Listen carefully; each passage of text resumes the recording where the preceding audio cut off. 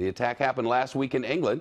The British Prime Minister Theresa May says it is, quote, highly likely, unquote, that Russia is responsible because the military-grade nerve agent that poisoned the father and daughter traces directly to Russia.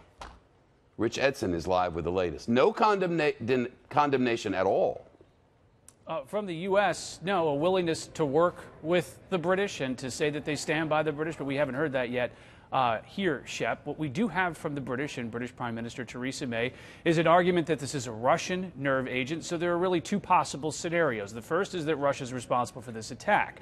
The second part, according to Theresa May, is that Russia has lost control of its nerve agent. Either way, that government has summoned the Russian ambassador to the United Kingdom, and by tomorrow, Theresa May, she says she wants an answer as to which one of those scenarios this is.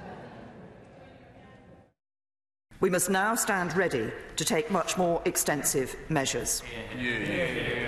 Mr. Speaker, on Wednesday, we will consider in detail the response from the Russian state. Should there be no credible response, we will conclude that this action amounts to an unlawful use of force by the Russian state against the United Kingdom.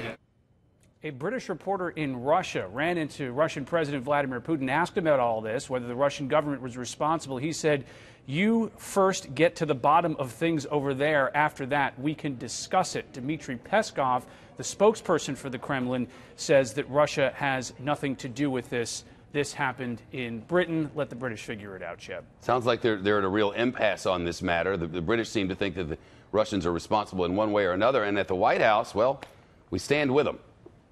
Right. And then there's also a question of will the United States do anything to follow up, join the British government in any type of sanctions, though it seems as though the State Department and the White House are saying essentially that we stand by the British and we'll wait and see what their move is. Here's the White House. We've been monitoring the incident closely, take it very seriously. The use of a highly lethal nerve agent against UK citizens on UK soil is an outrage. The attack was reckless, indiscriminate, and irresponsible. We offer the fullest condemnation. You're not saying that Russia was behind this attack? Right now, we are standing with our UK ally. I think they're still working through even some of the details of that. And we're going to continue to work with the UK, and we certainly stand with them throughout this process. The British say their response will really depend on what the Russian ambassador to the United Kingdom has to say tomorrow. They've given a deadline of tomorrow evening on all of this, Shep. As for the United States, officials say that they're expecting at least sometime soon for more sanctions to come out against Russians, though that's in response to the election interference from 2016, Shep.